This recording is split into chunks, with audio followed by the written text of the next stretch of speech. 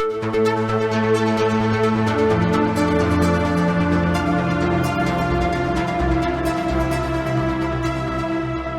and welcome to the Sensibly Speaking podcast. This is Chris Shelton, your host. Thank you again this week for inviting me into your home. I am very happy to be joined this week by my very first anonymous guest. And I don't mean a member of the Hackster group anonymous. I mean just not named. I have been contacted by somebody who is calling himself the Insider. And he appeared on Tony Ortega's blog a while back as a source of inside information about what's going on inside the Church of Scientology. As you all know, I've interviewed lots and lots of ex-Scientologists on this channel and members of other, former members of other cults or destructive, high control groups. But I've always been face-to-face. I've always had a name and a face and all of that to put with it. And maybe it's a little surprising that it's taken this long to get to somebody who is still inside and mentally, what we might call mentally out, but still physically in. And that's who the Insider represents here. And so we're going to do a chat this week, but you're going to have not a face to put with this name. And also I am digitally altering his voice. So all you're going to know about this person at this point now is that we're talking to a man who is inside the Church of Scientology, and that's fine. I'm not going to go prying into any personal details here. He has some very, very interesting things to relate and talk about, and he and I have been in touch for a few weeks now. And I want to say that this being, I'm not a journalist. I am a former cult member who has gotten educated on the subject of coercive control, and I am an educator and kind of advocate or person who, kind of is out there trying to fight the good fight against high control groups and coercive control. That's my jam. That's my thing. It's what I do. So not being a journalist, I am not trying to pretend to be one, but almost everything that we're going over that I have heard or talked with the Insider about recently, I have also been able to verify independently with Katherine, the other interview subject I've had the last couple of weeks, and some other sources that I have that you guys don't know about. So that all being said is sort of the setup for this. Welcome, Insider, to my show. Hello, thank you for having me. Yeah, thanks for doing this. It is not often that I am contacted by people who are still, sort of considered by Scientology as members in good standing, still around, still, yeah, we're all, one big happy Scientology family here. But so this is a unique experience and opportunity for me that you've reached out to me. So I want to thank you for your courage really in doing this, because I know it's not easy. Absolutely, thank you. I think I recognize this is a unique position, and I am trying to use that unique position to affect the change and hopefully get others feel more encouraged to speak up as well. I'm curious what it is that prompted you to decide to contact me and Tony and start speaking up, because it's a fairly easy choice to see that things are not good or bad for you or for others, and then just kind of, silently move out of it, just kind of fade away, so to speak. But you're taking a different route here. What prompted that? Well, for me, I think it wasn't so much some courageous decision. It just seemed to be the right thing to do. And having, firsthand witnessing the abuses of Scientology for a very long time, and then rephrasing it in the context of actual understanding rather than the cult mindset that you're in. I saw that I had the option to withdraw from it, withdraw my allegiance and perhaps get away from some of the abuse of it myself. But when it came to thinking of how many other people were still in and how much I was helped by everybody else that's spoken out, it just seemed like the right thing to do. Awesome. Well, thank you again for doing this. So I'm going to ask you about some topics. I've got my famous, show on a Post-it note. This is what I kind of make a bunch of notes for myself. And there have been recently, through the information that you've been giving me and Tony and other sources, Catherine and others, we have really seen lately that it appears, well, let's just say I am more optimistic or interested or even, semi-excited about the possibility that Scientology's eventual implosion. I mean, there is an end to this. Scientology is not something that's going to take off, like Christianity or something, and take over the world. It's going to die. Its destruction is in its DNA. It's in its nature to destroy itself. But I am a little excited about the speed with which that seems to be happening these days. So if I might have some areas that I might ask you about, since we obviously won't be diving into your personal details, and see what you have to say about these various things. Yeah? Absolutely. And Excellent. I'll say as a kind of a broader statement, I think, we've discussed this before. The fact of the matter is that Scientology as a subject is in underground vaults that'll last for potentially thousands of years. So when we talk about the end of Scientology, I think I'm talking about the end of corporate Scientology, right. The end of the organization, and I think you are too. That's correct. Yeah. Yes. Oh, just to say this really out loud, because I guess I assumed this would be understood, but you're absolutely right to say this out loud. The subject of Scientology is represented by the books and lectures of L. Ron Hubbard. And those books and lectures number, in the thousands, tens of thousands all over the world. Those printing presses and the CDs and all that stuff have been rolling off the line for a very long time. So the idea that you're going to go collect all that stuff up, destroy it, and there's not going to be any trace, and we're going to salt the earth and all that, that's not what I'm talking about when I'm talking about the demise of Scientology. But certainly, as you mentioned, corporate Scientology, the business of it, the sort of corporate structure of it, is what seems to be rapidly imploding. And so while you might be able to go to a used bookstore and pick up Dianetics or Fundamentals of Thought, that's not the same thing as walking into a Church of Scientology and experiencing the rapacious sales and the layers and layers of mind control, the thought reform, all of that is sort of anyway, that's what's going away. At least that's what we want to have go away. So, absolutely. And I also think that, you've talked in the past about the possibility of if events had been different, there could have been a quote gentler Scientology. That's right. I think we have to also remember that fundamentally Scientology does not work. Yes. That is the basic thing. The things that work in it have worked before it and after it, and not because of it. And Hubbard adopted and or stole so many different concepts from so many different places. We have to kind of look at these things in their various different many faceted ways. And I think what we could see as a result of the culmination of various factors occurring right now is an end of corporate Scientology as we know it, and hopefully an end to the mass scale abuses that occur. But I think Scientology as a subject or as a conversation point will be, here for long after our lifetimes. Yeah. Exactly. There's I don't know if I'm getting this right, but there's so don't quote me on this, but conceptually this is true, that there was a group that died off like all the way back in the 1800s or something, very small group. I think it was called the Muggletonians or something.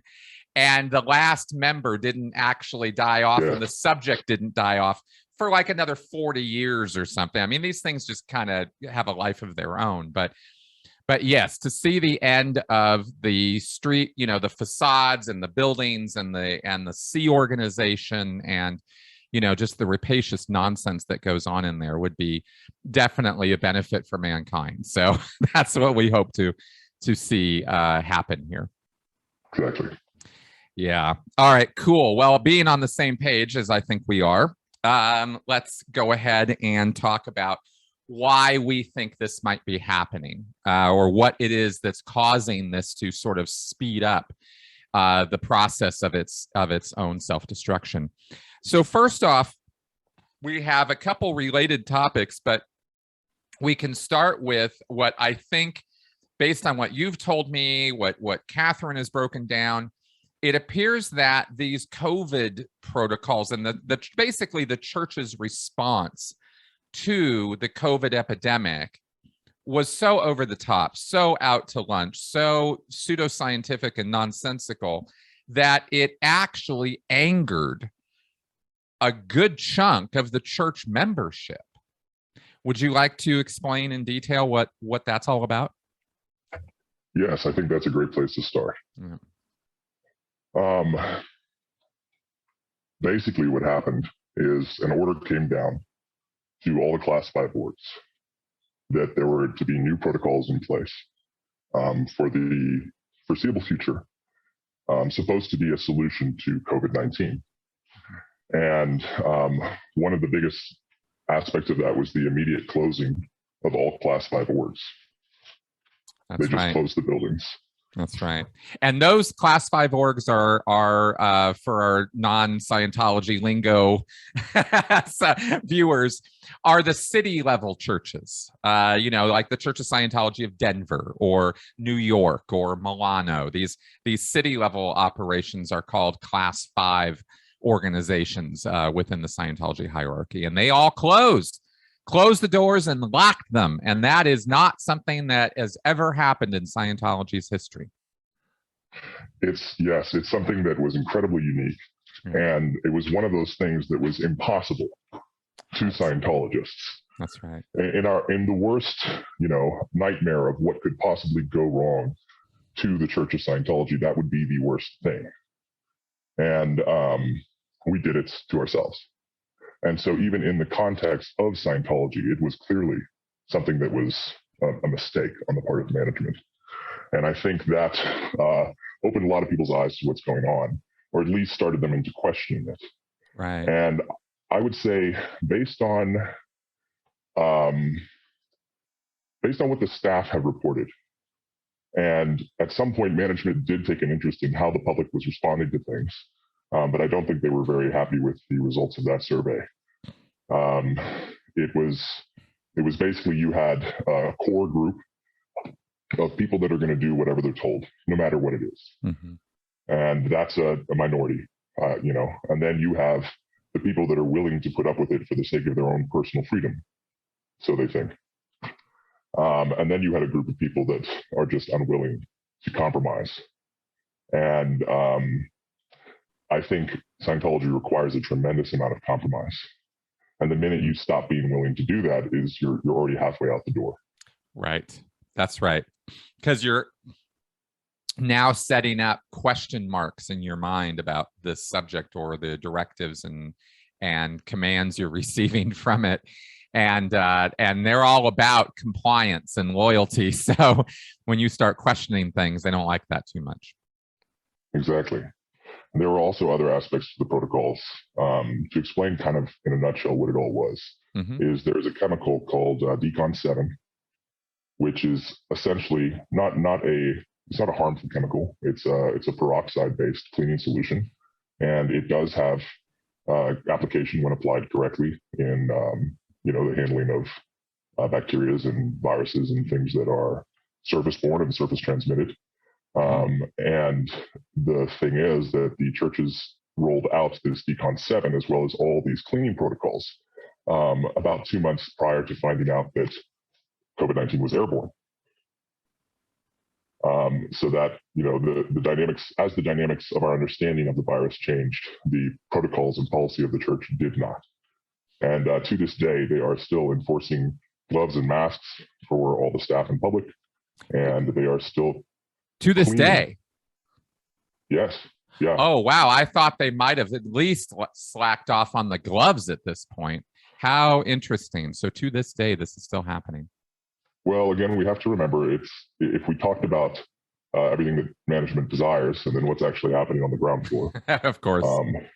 If you walk into a Class 5 org these days, the receptionist may or may not have a mask on, or at least they'll have it around their chin and put it up when you walk in the building. Gloves is kind of the same way.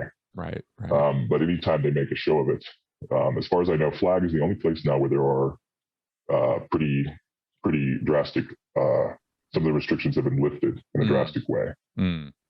But everywhere else, it's still masks and gloves. Wow. And even at Flag, it's still masks for the staff, and they're still cleaning with Decon 7. So here you have this product that's by itself, it's not a harmful product. Bleach is not hazardous if used properly to clean. It can be very beneficial. But with Decon 7, they are misusing it to a tremendous degree. Exactly. You could actually look this stuff up. I'm looking at the D7 website right now. I mean, there's a whole thing on this. It's pretty strong stuff, though. They, obviously, if you use it within its instructions, you'll be fine. But I think, as you'll detail, they've been going a little bit overboard with it. Yeah, that's yes, overboard. Basically, every single org, every single city level class 5 org has been made to fog and clean every surface with liquid Decon 7 all day long. All day long. Wow. For the last almost 3 years. And I mean, to the point where the woodwork and metalwork is wearing down from cleaning. And during the height of the pandemic in 2020, they basically did a musical chairs. They shuffled around all the staff. And some of these orgs, when they have 12, 15 staff, are now suddenly told that they need to have 3 cleaners on post in order to do all these protocols. And so you have, people that were auditors or executives or whatever they were now cleaning toilets or spraying with Decon 7 and fogging the building 3 times a day. Right. And when the building was shut down, literally when there's no public in the building and the doors are locked and nobody's coming in, staff had to live in the building and still enforce those protocols. Yep. Spraying empty rooms 3 times a day for nobody coming. And if that doesn't illustrate the state of Scientology today, I don't know what does. I tell you, I mean, that is actually quite a nice reduced, epitome of how nonsensical this whole thing is. Because it's not even like they're opening up the shop and opening the doors and, okay, we're going to prep for all the people coming in. They were closed and they were still cleaning like mad. And they were closed for like 2 years. I mean, this was not for a month or 2. Yeah. It wasn't that long. Okay, not that long. They were closed for about 7 months. Okay, 7. All right. Fine. But again, we can talk to that too. When they did finally open up, right, it's with many caveats. Right. There is no purif. There is no SRD at a class 5 level. Right. And that means that they're not. That basically means they're not doing that sauna detox program. And they are not doing what was considered over the last many years to be the most successful or the biggest service that these orgs could deliver, which is called the survival rundown. And it was basically, if you guys have followed my channel at all, it's an objectives co-audit. It's people auditing each other on these objective processes where they're looking at walls and touching walls and things like that, rather than recalling things that happened 25 million years ago. They're just walking around touching walls. It's just as bizarre, but it's a different kind of auditing. And they do that kind of auditing, by the way, for hours and hours and hours and hours and hours. It's measured in terms of hundreds of hours of time to get through those actions. So it was a real nice way to keep the public coming in and staying on their services for a very long time. Yes, and to add to that, the staying on their services for a very long time is probably the most important aspect of it. Yep.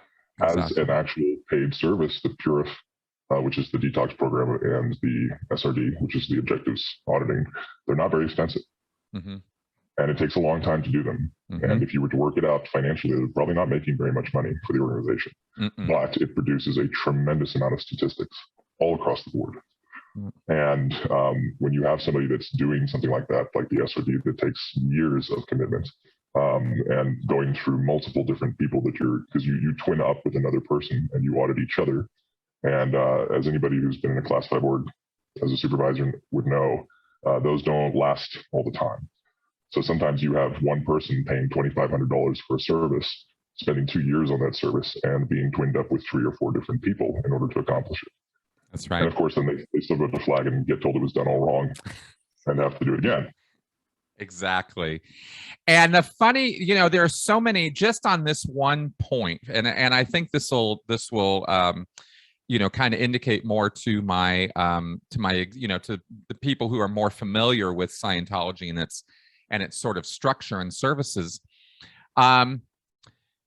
It's kind of hilarious to me that they opened up their organizations again, and yet these 2 big services can't be delivered because they have to meet certain requirements. And yet, within the world of Scientology, the service that you would think everybody would need to do right away after an epidemic would be a purif. Exactly. If they were following their own doctrines. Right?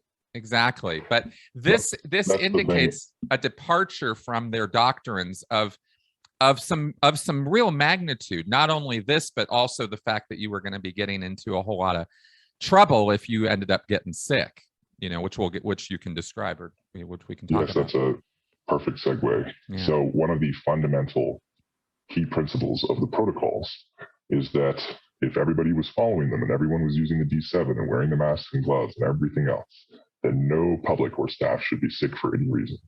Right. And the only statistic that the org was required to track in compliance with this program was sick and ill staff or public. Mm. And the goal was to have consistently 0 sick or ill staff or public. Right. Another thing that was presented as how the programs were supposed to be is they said these are phases of reopening. That's how the program was titled. Mm-hmm. Phase 1 of reopening. Well, there is no phase past phase 1.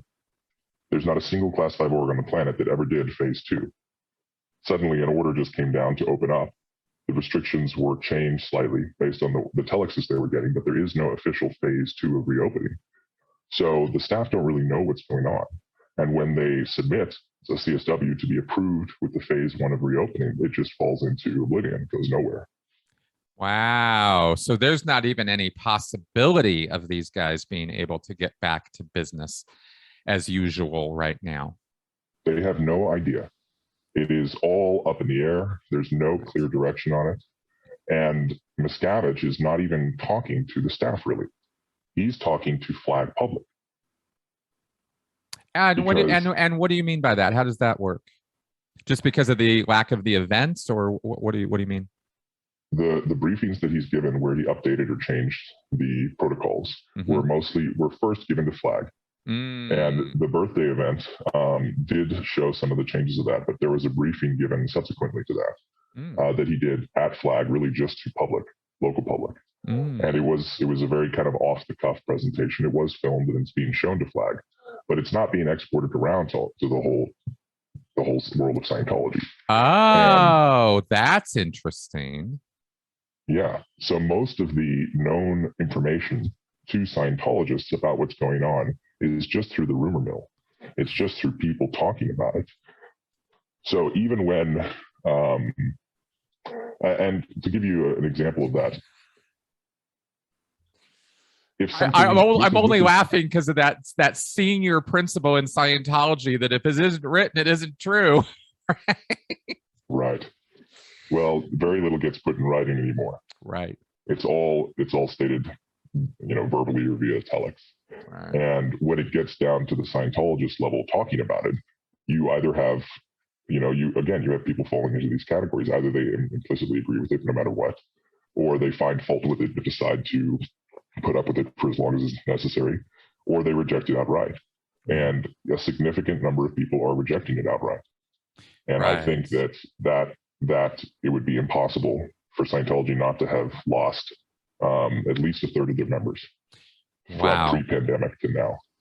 Maybe not in, outright stated, but in terms of people fading off the lines, disappearing, not continuing to support the group. I think that's happening to a very large degree.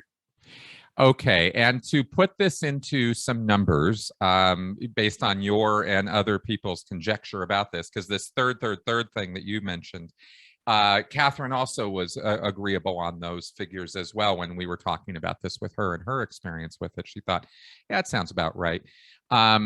So we're saying basically here that if you look at the roughly, we were guesstimating 35,000 Scientologists worldwide pre-COVID. Those were the kind of numbers we would kick around when we were talking about how many Scientologists are there. And that was a number that was kind of, we thought, well, if we're being conservative, if we're kind of like, highballing it, 35,000, right? 30,000. So now we're saying 20,000. I mean, we're like, easily. Yeah, 1 out of 3 is just kind of gone now. That accurate? Yeah, absolutely. Wow, and that's I big. Think it's huge. And yeah. I think just in simple, if we set aside whether people are in or out in their own mindset for a moment, yep. If we look at it just statistics wise, based on how many people are actually coming into the organization, how many events are being held where people are showing up, and how much commitment and dedication is being readily made, that number is going off a cliff. Right. As people step away from the constant bombardment of propaganda and take a minute to realize that some of the good in their life is not based on their interaction with Scientology, they inevitably question these things. That's right. And Scientology is the real trap of it is it's a religion that teaches you to question everything except itself. Yes. Yes, that's a great way of putting it. And in fact, this is really highlighting a point that that gets made, but maybe not made enough. And that is that thought reform or mind control or the whole Manchurian candidate kind of idea, if you go all the way back to the 50s where this came from, requires constant watering. Like you have to constantly keep the conditioning alive in a person in order to keep them in a certain mindset. And if you remove that conditioning or lighten it or lessen it, for whatever reason, person, is just not exposed to it as often, that conditioning and mind control starts kind of wearing off is really how you'd put it. Because the person is starting to be influenced by other factors in their life that become more of a influence on them, than Scientology. And if they're not getting their fix of auditing and the classwork and the event, and the events and all the good news that gets pumped into their heads, then you start getting this kind of effect where people are like, oh, wait a minute, maybe this isn't what I thought it was, and that kind of thing.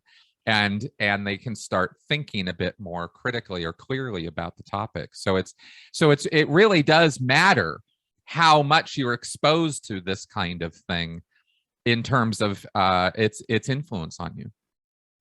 Absolutely. I think it matters a lot. Yeah. And I think people that know little about Scientology think that everyone who's in Scientology is being audited all the time. Mm-hmm. And that's actually far from the truth. Mm-hmm. I'd say the majority of people are not actually getting any auditing. So certainly the staff in the Sea Org, in the majority, are not getting much auditing. And the public that are is if they have the money. And given the recent financial debacles, which I'm sure we'll go into as well, yep. Many don't have the money right now. So, I'd say, let's say in the best of times, maybe 40% of all Scientologists were ever actually getting any consistent Scientology auditing. And I think that's really high estimate. Yep. But it's not just the auditing that keeps you to it. It's the environment. It's the group. Most Scientologists haven't even read many Scientology books or studied many Scientology courses. They are there for the culture of it. More than the technology of it. Well, that would actually be consistent with, I think, almost any organized religion in that sense, because community, right. Is a very, very, very strong component as to why organized religion thrives, and Scientology would not be an exception there. I think that that perhaps the smarts or the idea behind that survival rundown, that objectives co-audit, was to get more Scientologists in session more often because it was cheap and easy to do, and it was a long-lasting service. So it was a way to cheaply get a whole bunch of people that kind of dopamine hit on a semi-regular basis that they need. That's one of the things Scientologists get a little addicted to. But I think you're right that even with that, you still got probably about less than half of the Scientologists actually doing that. And now that we've seen, okay, officially closed for 7 months, but even when they reopen, they can't go back in there and do these services. So for all intents and purposes, as far as service delivery goes, these orgs are still closed. Essentially. Yeah. Yes. Yeah. And it's not just the auditing. It's just not just the service. Some people are addicted to the whole concept of it.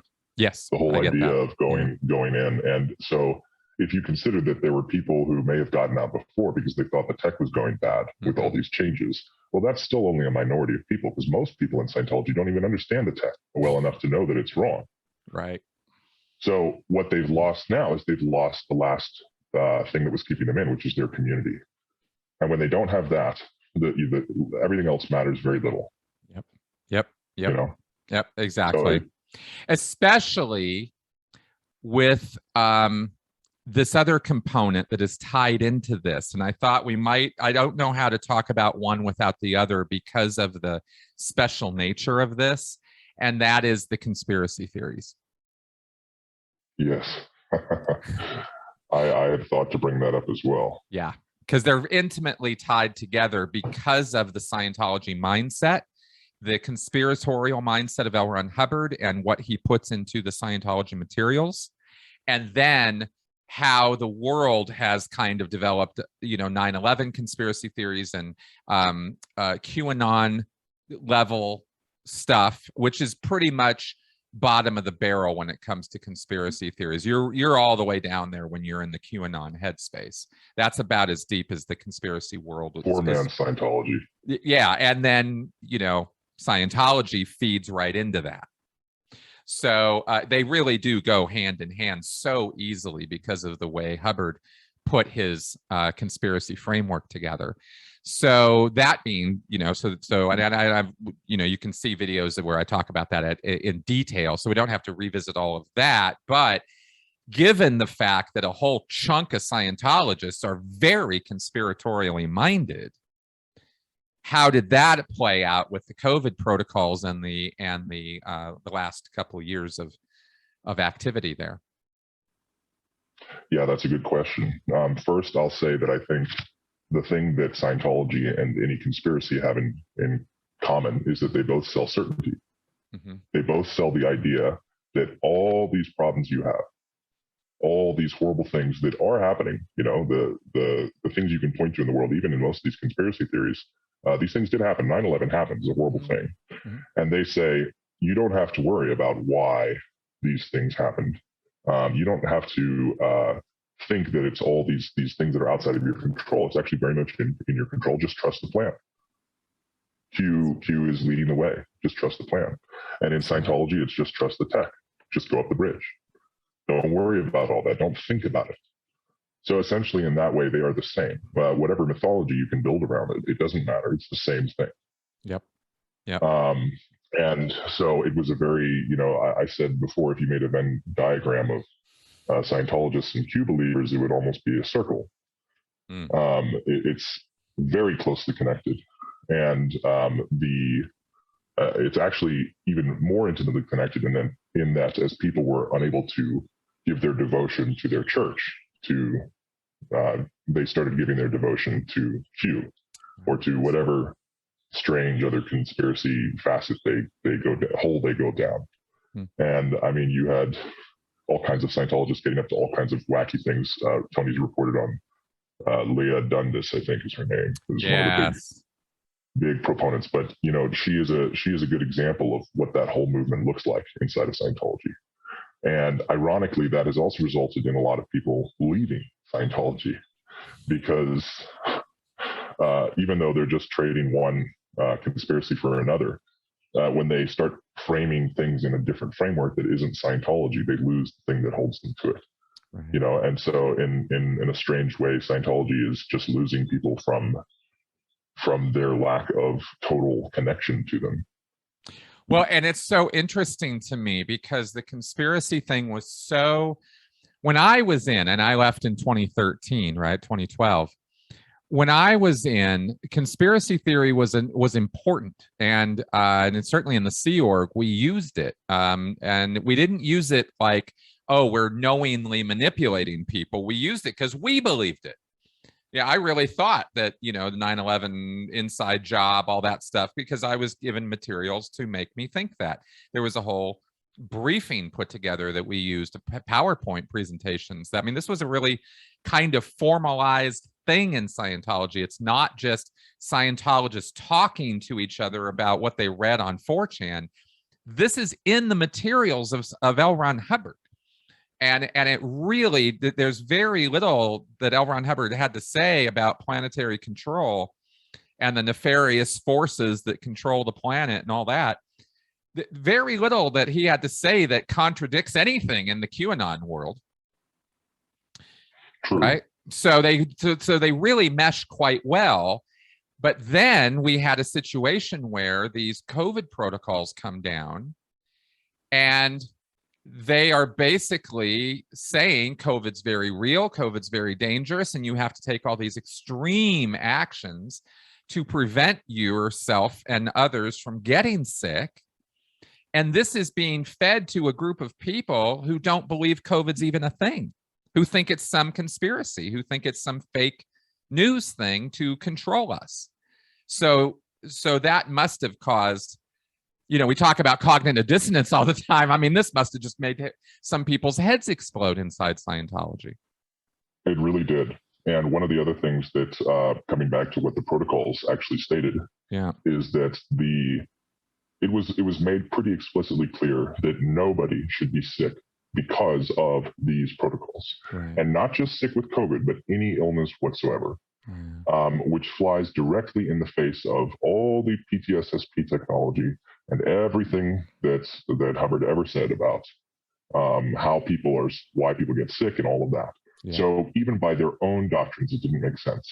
Yeah. And then after time, as protocols out in the world and our understanding of COVID in the world changed, the protocols did not. Right. So you have people, you know, walking around still wearing masks and gloves, and they look like tinfoil hat wearing lunatics by the standard of everyone else.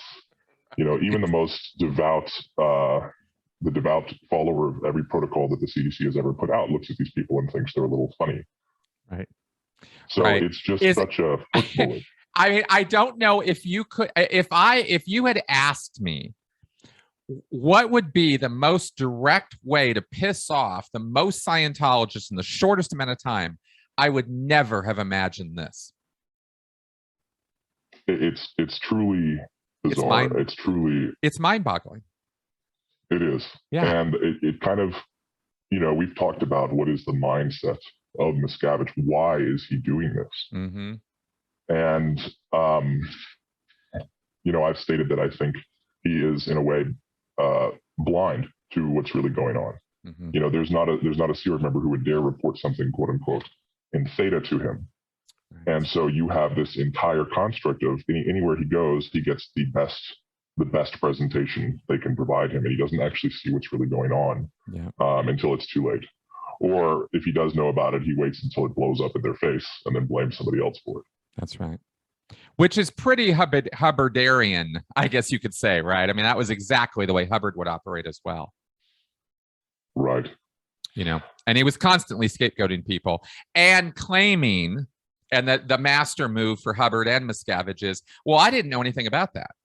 But now that I know, I'm taking all this direct action, and, you know, heads are going to go on a pike and all that, and, you know, it's going to get ugly. But of course, the leader always escapes scot-free, right? Well, I didn't know, or whatever. But it turns out maybe Miscavige didn't know. I mean, he might actually be in a kind of bubble world himself. Well, I'll say, you know, when I ask myself the question, how do Scientologists believe this guy? Mm-hmm. Why do they how could they think this is possible?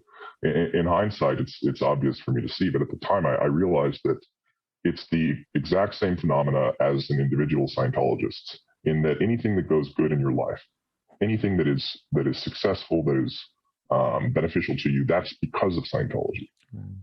And anything that goes wrong in your life is either your failure to apply it, failure to apply Scientology, or some other thing.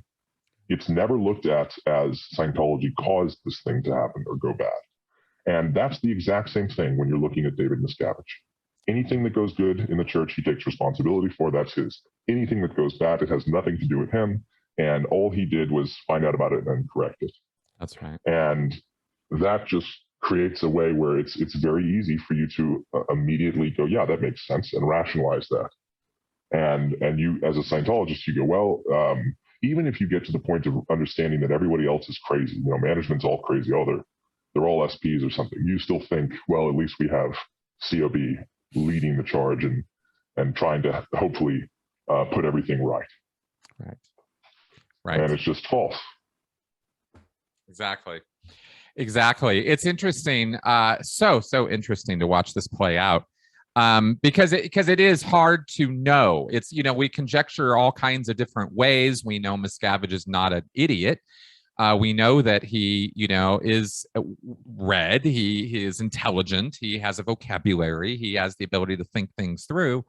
Yet he's also trapped in this world where he is king, but it's a very tiny little kingdom, and so he's got all the power, but only in this very defined space. And he himself is now, apparently over the last couple of years here, has been making moves or decisions that are just so contradictory to everything that this entire subject is built on, that he's kind of, whether he means to do it or not, whether he's doing it by design or by accident or by incompetence or whatever, he's quite literally sawing off the branch he's sitting on.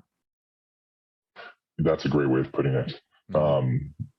He's really painted himself into a corner here. Yeah. He has built his empire on lies, and it's the only thing that feeds the beast he's created is lies. Yep. If he starts telling any kind of truth, the whole thing would fall apart. So his only option is to continue lying, and I don't think we saw that any better than in the event. The statistics that he presented are just utterly insane. Yeah, what tell the audience, what was that all about? What did he say? Because not everybody heard that briefing. Yeah, he basically claimed that during this period of COVID over the last several years, while essentially every other organization, individual on the planet suffered, as a result of this, Scientology managed to multiply its production by a scale of 54 times. 54. I mean, that is a claim that where we had one person walking into the building or 1 hour of auditing delivered before COVID, now we're delivering 54. Well, like what? Yes, I suppose it depends very much on how it is being looked at. They present it in a way that's very confusing. You can't really understand exactly what the statistic is. Right. And that's a big part of how they obfuscate truth. But even with all the tricks and all the little propaganda, you cannot claim that Scientology has expanded over this period. It is just so demonstrably untrue. Right. And yet that's what he's done. He's trying to feed the beast more lies. And people are just starting to wake up to it. Right. So it's a unique situation where the only thing he can do is continue to do what he has done, but by doing that, he's leading to further destruction. Exactly. He has no other option. Exactly. Yeah, he can't. And it really would have been so amazing and honest if he had come out at that event and said, damn, these 2 years kind of sucked. Huh? What do y'all think? Kind of sucked, didn't it? Let's go ahead and get the show back on the road. Let's get things going again. I mean, he could have come out with that kind of messaging and it would have been a lot more real, but it would have been real, and it also would have really allowed him to save face. Yep. And it would have gotten people to commit to him further. Right. Instead, he came out and pretty much the only thing he said is, I secretly hate those protocols too. And you didn't hear about Scientology in the news, did you? Get with the COVID outbreak. And that was kind of the address of COVID. He also just stated blatant lies. He said that every class 5 org was opened up phase to phase to phase, which is completely untrue. Yeah. And I think it's really bizarre. And I think that also, it does illustrate what he doesn't know, because that statement he made, every single staff member on the planet watching that is going to go, that's a lie. Yep. That's a lie. There's no way that they're going to accept that. Mm-hmm. And either he knows that and doesn't care, or he doesn't know that. He doesn't know that. Right. Either way, not a good look. Yeah, whether he's doing this intentionally or unintentionally, either way, the effect is really bad. That's right. That's right. So the thing that, and I just want to take every opportunity I can to highlight this little piece of, this little nugget of important information about cult mindsets and thinking, is that the way you bust somebody out of a cult mindset, if you really want to get down to the nitty gritty of it, is there has to be a moral violation or transgression that is unforgivable, an unforgivable moral transgression that the person cannot deny happened. If that occurs, the lights start going on, right, with a person. And that can happen lots and lots and lots of different ways. Having your dear leader lie to you indisputably, irrefutably, like that's absolutely not true, is one of the ways you might start busting people out of that kind of weird cult headspace. And that's why it's so funny to me to watch this play out, where Miscavige is the one doing it. Yeah, it's really interesting. You know, if you look at it, if anybody in Scientology were to apply Scientology to itself, they would leave Scientology. Yes. And Miscavige is no different. He has his own operating basis, which is somewhat in alignment with the policy of Scientology, and in many cases not. Mm-hmm. All he can do is continue to do that. But by doing that, he's undoing it himself. Exactly. And he has an organization that will do anything he says, but not really do what he wants. And his only solution is to apply more fear and to tighten the reins further. That's right. And you know, when you do that, you just have people start slipping out the sides. And I think there are SEER members that have been dedicated, devout SEER members for decades that are questioning everything as a result of these protocols, particularly at PAC base. I had heard that nobody was allowed to leave PAC for like the 2 years COVID was going down, like during, like from March 2020 till like this year. I think it was like, yeah, nobody's leaving the base for any reason, even going to the grocery stores on Sunday. Do you know anything about that? That is true with some exceptions. Okay. Yes. Nobody was allowed to leave the base on their usual CSP time. Okay. That is true. There were people that were given time off, LOAs and that kind of thing, but very few and far between. And I'm sure they had to fight tooth and claw to get it. Right. But yes, no, the staff for at least a year and a half were not allowed to even walk off the base. They could not leave L. Ron Hubbard Way. Wow. Well, I'm telling you, from having done an RPF for 3 years, and the only place we were ever allowed to go was the hospital. That base becomes a very small world very quickly when you're trapped in it. And I can see why that alone would create some stir craziness. But then with the protocols and the enforced isolation, do you want to talk about the vaccination issues? Yeah. Yes. First, I'd like to just kind of talk about the mindset of a SEER member at PAC base. Yeah. The concept that they had of the state of the world during this pandemic was very, very, very different from the reality. What they were being told is that we cannot open up, we cannot lift these restrictions until it is safe to do so. And we're going to do that based on the world's statistics on COVID. In other words, if COVID is still around in the world, then we're going to be following these protocols. And the whole thing about it is, and well, a ton of prevention is the solution. There's that LRH quote: "An ounce of prevention is worth a ton of cure." Yeah. And so they've said a ton of prevention is worth a ton of cure. Is better than having the cure. Yeah. That's the tagline for this whole operation. Got it. Straight from Miscavige, from the IT Network Bulletin.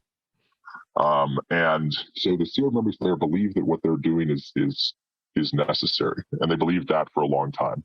I don't know if they believe it now, but during the first part of it, when all this stuff rolled out, they literally thought that people were dying out there left and right to a degree so much more than what it was. And take the whatever. If you want to point the finger at any mainstream media and say, "Oh, they inflated the numbers," or "They did this," nowhere more will you see that than inside the Church of Scientology. The Sea Org members were terrified of what was happening. Wow. And there were also people within the Sea Org that were getting sick, and some of them were dying. There were a lot of older Sea Org members and things like that. So, of course, the church's initial response to it is, okay, get all the old people off the base. Now they have to go stay off base. And if they die in some hotel on Hollywood Boulevard, who cares? But yeah, unfortunately, that's par for the course with how they deal with the elderly. Right. Firm, yeah. But the vaccines. Yes. Essentially, what happened is an order came down that everybody had to be vaccinated on the PAC base. Mm-hmm. This order came from the office of the MLO, which I don't know who that is, nor does anybody else. And it was just, yeah, we've done the research and this is the best thing, and it's going to keep everyone safe, and it'll allow us to lift some of these restrictions. So this is a good thing. And if you talked about that in a different context out in the big wide world, maybe not such a big deal. Depends on what you think about these things. And of course, it's a point of contention everywhere. But you have to understand that for Sea Org members, their viewpoints on how bad vaccines are and how evil they are, they feel as strong about that as they feel about their beliefs in Scientology. Yep. These are almost one and the same. That's right. I was seeing, and just to bolster that, years ago, way before COVID, I was seeing official emails and communications from senior Scientology Sea Org members to the public that were incredibly anti-vax, just blatantly straight up. This is one of the controls of psychiatry and the medical profession and big pharma to control the world is through vaccinations, and you got to be careful of those and don't get vaccinated, was the messaging. Absolutely. I mean, I'm sure at some point it was used as a reg tactic for IAS funds as well. Look at what they're doing with these vaccines. Absolutely. Or CCHR or any place they can fit it in. That's right. So if we, just to put this into context, when you're asking, despite your own, whatever you feel about vaccination, what was asked of these Sea Org members was to violate their most fundamental personal integrity. It would be like asking them to commit a suppressive act. It would be like asking them, in their minds, to go on this show and speak out against Scientology. To them, that is the greatest crime that they could commit. Right. That's right. Yet now they are being ordered to do that under threat of literal confinement. Yeah. What was the punishment if they didn't do it? Well, it wasn't stated as a punishment, of course. It was, now, of course, this is a choice. You can choose to get vaccinated or not. A bit like the old orientation film with your choices here. That's right. You could also jump off a cliff. It would be stupid, but you could do it. Exactly. Yeah. So it was, you can choose to get vaccinated, or you can go into quarantine for the safety of everyone else. Because, and this is the absolute absurdity of it, even though you're still following all the protocols and you're still doing the masks and gloves, you're spraying with the D7 and you're gargling your mouth with it if they told you to, now this new thing is the vaccine. And if you don't have this, then you are a danger to everyone else. Right. Right. So it's not even internally a consistent messaging. Not at all. Yeah. So people that didn't want to get the vaccine were put into quarantine, which is essentially isolation in a room alone with no contact to the outside world other than the person who runs that area. They bring you your food, they bring you your water, You have books if you manage to take them with you, and that's it. And you can stay in there for as long as you like, till you decide that you're going to comply. That was the option. So it's not much of an option. Right. Right. Yeah. Your world suddenly becomes a 5 by 5 foot room. Exactly. Yeah. So what happened as a result of all that is these steward members eventually gave in and got the vaccine, having been told that this would make the restrictions lift and that they wouldn't have to do all this other stuff. Well, the only thing that actually changed was that the public no longer had to quarantine. And by that, we mean that when the pack base is the big blue, is all the blue buildings in Los Angeles, right? We all know that. So when people come to that base, they often come from out of town. They're not always just local LA residents. And so when you show up to that base and you want to do services there, they were quarantining you for 2 weeks before they were letting you go do services. Is that right? Absolutely. Yeah. Okay. Yeah. Everyone had to quarantine, which of course you had to pay for if you were staying in their hotels. And then once you were done with your quarantine, you could not leave the base, or you would have to quarantine again. So you're only eating their food, you're only staying in their hotels, you're walking up and down the street to the course rooms or to the auditing rooms and pretty much nowhere else. Right. Wow. Okay. So you didn't even have freedom of movement after that. And so everybody getting vaccinated canceled that requirement of the mandatory quarantine for the public. Yes. So that's the only thing that changed. The staff still had to wear masks and gloves. The staff still had to do everything else. The only thing that changed is the public no longer had to quarantine. Okay. And of course, they use this as a sales tool. You know, come to Pack Base, don't go to Flag, don't go to all these other places. You're going to have to pay to quarantine. Come here and you can get in session tomorrow. Right. Now, of course, weeks after the entire base had been vaccinated, COVID came through and ravaged one or two people. And then, of course, they quarantined half the base, because if somebody got sick in a building, then that's the whole building that's getting quarantined. So it's just the combination of absurdities. They say the Decon 7 and the protocols are the solution to all sickness. Oops, somebody got sick. Okay, well, we need the vaccines. Oops, somebody still got sick. Okay, well, let's just keep quarantining everybody forever. Right. And this is not to say that the vaccines don't work, but if you actually look at the material on them, they don't say that it's 100%. No, of course not. Of course not. Yeah, that's what the steward members were told. Get this vaccine and you're 100% covered and you'll never get COVID and this will never be a problem. So even when they're doing something that could be a benefit to people, they do it in such a way that it harms them. And that's the thing that's really, so annoying, man. It's like every wrong turn you can take, every single thing you could do to make this situation worse.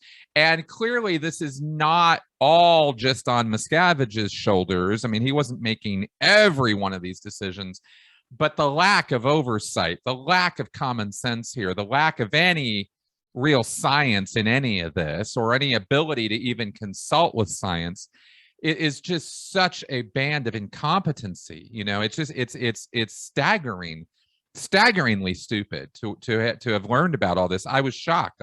I couldn't believe the comedy of errors here. Truly. Yeah. And there's not even a uniformity to it. Every base has kind of different approaches to things, and everyone's kind of doing their own thing. So it's very hard to track down who is actually ordering these things. And anytime you try to find out, you just get directed to, it's the office of so-and-so, or it's coming from management, and it's like, well, who is that? And there's no answer to that question. Nope. And there hasn't been for 20 years. This is one of the many unintended consequences of Miscavige, basically, salting the earth, wiping out management as a structure, and then salting the earth so nobody can ever be at that level again. And this is this kind of nonsense is a direct result of that. Right. So I think if we talk about, coming back to where we started here, is the collapse of corporate Scientology. Yes. That's the only possible outcome to this. If we look at something in simple facts, the statistics overall are going down. the group numbers overall are going down. The only thing that is growing in Scientology is the square footage of buildings, and even that has slowed. Right. You know, there are several buildings that have been completed since prior to COVID that sit complete and empty, Right. because they won't open them unless they can use them as a propaganda tool. That's right. That's right. So even the things that worked, as wrong as they were, the whole ideal org program, they worked at making a lot of money for Scientology. Not even those things are really working anymore. Right. And so what do you have left when all that's gone? And I think that's a good place to talk about the golden age of admin. Go ahead. I would say, broadly speaking, the golden age of admin is to administration what the golden age of tech phase 1 was to tech. And to elaborate on that, I mean that what golden age of tech phase 1 did is it lengthened the runway of every single course by a massive degree. Yeah. And the reasoning that was given behind that is we want 100% standard tech 100% of the time.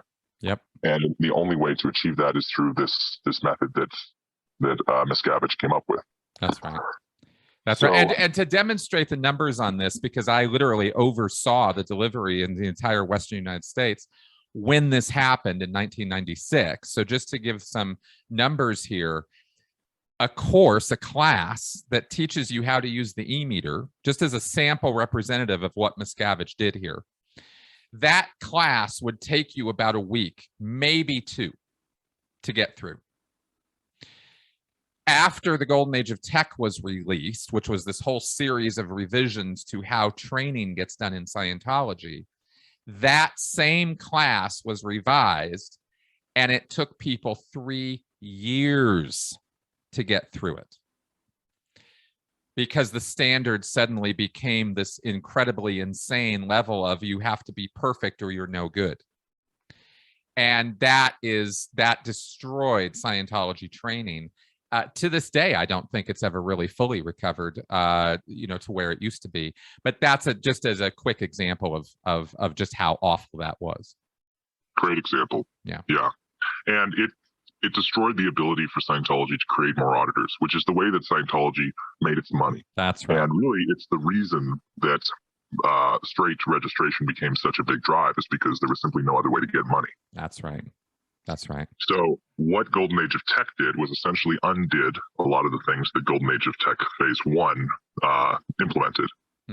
So you have more than a decade later, all of these things changing, really just undoing what was implemented as the solution before. And now we're seeing the exact same thing with the Golden Age of Admin. Yeah. The length of time for courses has been greatly extended, even down to the most basic staff courses, Staff Status 1 and 2. The Staff Status 2 course, which is supposed to be basically a really quick way to get somebody hatted on their post, is now essentially as long of a course as the previous basic staff hat, or OEC Vol 0. Really? Yes.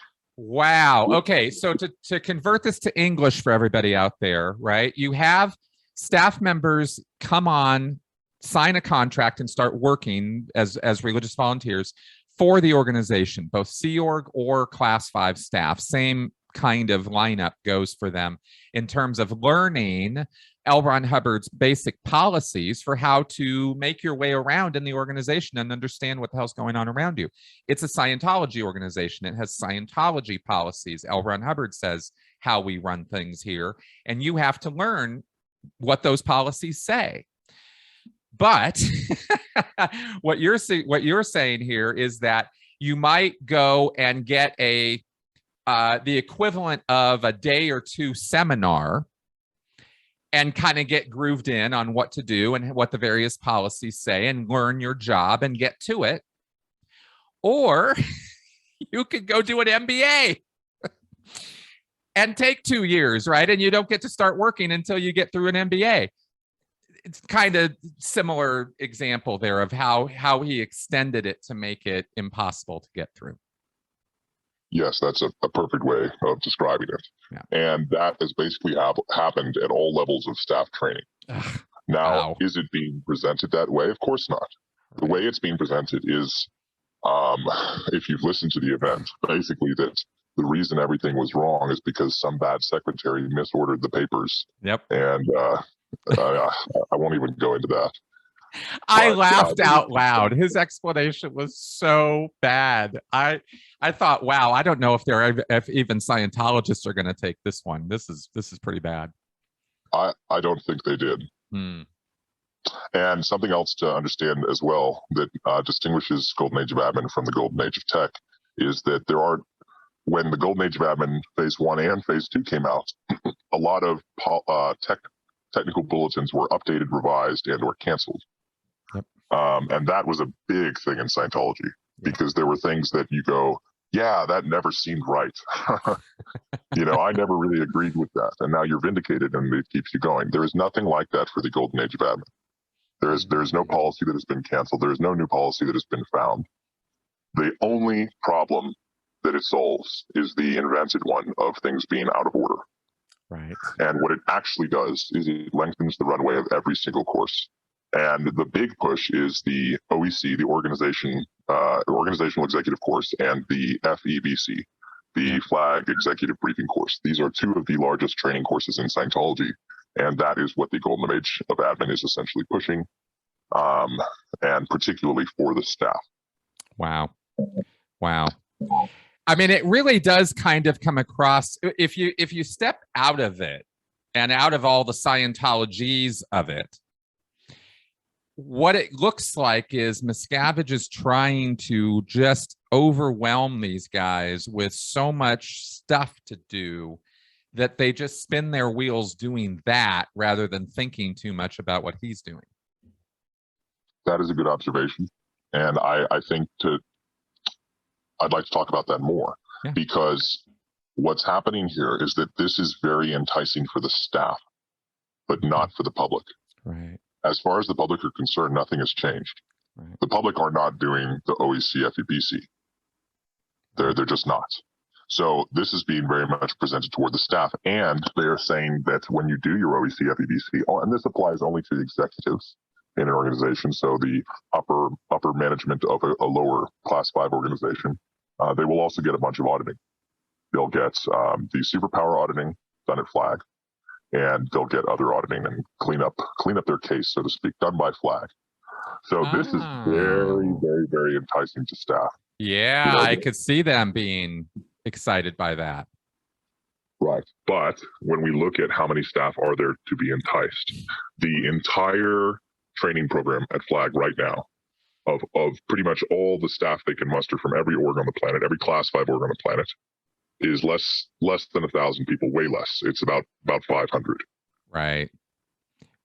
To compare that, 2013, the Golden Age of Tech Phase 2 training program was about 1,100 people. Yep. So just based on those numbers alone, we're at half. Right. That's right. And another way to look at it would be the 2-to-1 tech admin ratio. You could look at it and say that nothing has changed. In other words, the Golden Age of Tech did not result in greater expansion. We have the same number of people or less, and we're running them through another training program to essentially the same result. Right. Exactly. I'm pretty sure then if this is the big hot to trot thing right now, then this also means that the orgs are receiving desperately intent orders to send staff to Flag, right? And it's going to be it's going to fall down to, there's going to come a breaking point. There's going to come it has to be done by this date so that the release can happen, kind of thing. That because historically that's how it always goes. Where Sea Org missions or Sea Org orders or whatever will go into these orgs and just start ripping the staff out. Just you're going to Flag, you're going to Flag, you're going to Flag, go. Just go, and we don't care what job you have or what you're doing here or how much you're holding down or whatever. But honestly, if the orgs aren't delivering much these days, there's probably not a whole lot to hold down. Well, yes, and you say you're right in that they go and they rip people off of whatever post they're on and throw them at Flag. But what's being sold to the staff, and this is really the biggest point of the whole thing, is the staff are going, wow, now we're really, really going to weed out the riffraff here. People will only get through these courses if they're qualified. And that's why these organizations aren't expanding, because we do not have qualified staff. I love it. But you have to understand now, as a normal thinking person, we look at that and we go, well, hold on. If there's only a very limited number of people and there are no new people coming in, then wouldn't getting rid of your staff, even if they're maybe not so qualified, wouldn't that shrink the organization?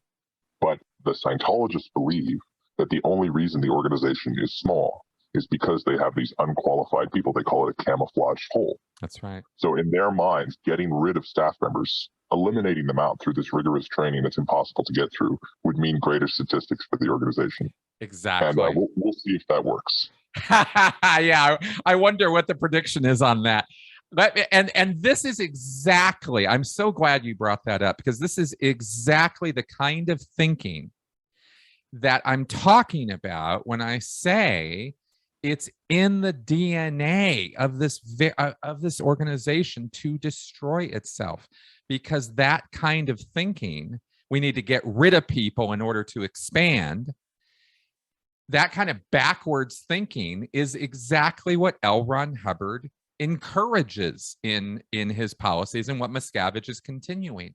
The idea, in case you really can't get your wits around this at all, it sounds so alien because it is bizarre, is Hubbard asserts many times in his policy letters that the world is busting down the doors to get Scientology. They can't get enough of it. They want Scientology so bad that they will come flooding into your organization unless somebody is standing at the door stopping them. And so this idea comes in that there could be these bad eggs, these bad apples who are disguised. They pretend to be staff. They pretend to be Scientologists. They pretend to be on board, but really they're just psychotic, and they're trying to stop Scientology, and they stop people at the door and won't let them in. And of course, this is all a fantasy. None of this is real. None of that's true. But L. Ron Hubbard says that is true. And that's where that attitude comes from, that if we just got rid of the bad eggs, people would flood in here all on their own. So I just wanted to throw that out there. No, that's an excellent point. And I think that to put it into another context of what we're talking about, to really illustrate how Scientologists, what they believe and what they think about this. We talked about these three divisions of people, the people that are still in physically, but really out in their mind and kind of fading away from the organization.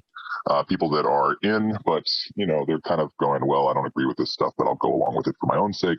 And then people that are devout, still fully believe everything, even those are being targeted and failing. But if we have these three groups, if Miscavige tomorrow came out and declared the upper third, he said, all these people, these are not real Scientologists. They're actually SPs and they're stopping us. Yep. And that's the reason that Scientology is not expanded.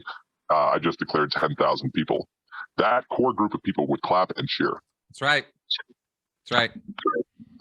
So if he came out and cut Scientology by a third and claimed that it was because they're all SPs, the group as a whole would think that was the right thing to do, and that now we're going to start really expanding. That's right. That's right. It is a slow, painful death. But what we can sit here and say most assuredly is that death is inevitable. Whether it's a slow, painful one or whether he's accelerating it, which it certainly sounds like he's doing. And quite honestly, the way things are going right now, I really almost wouldn't be surprised if tomorrow he did that. I think there will be something like that. It wouldn't surprise me. Yeah.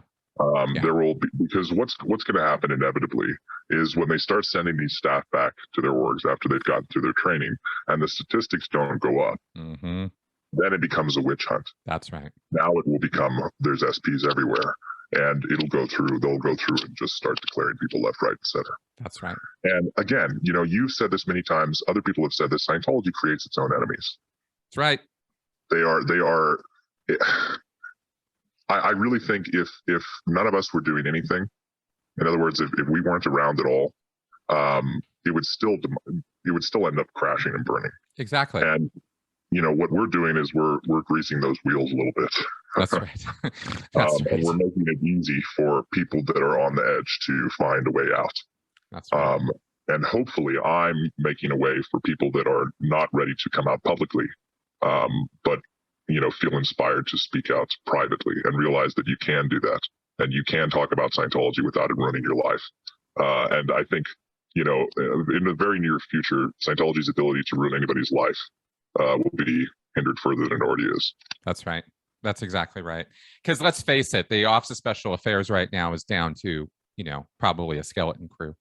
And, who's left and how many and how many brains are left in that outfit? How much is this really just running on inertia at this point? Well, anywhere it's running towards a cliff.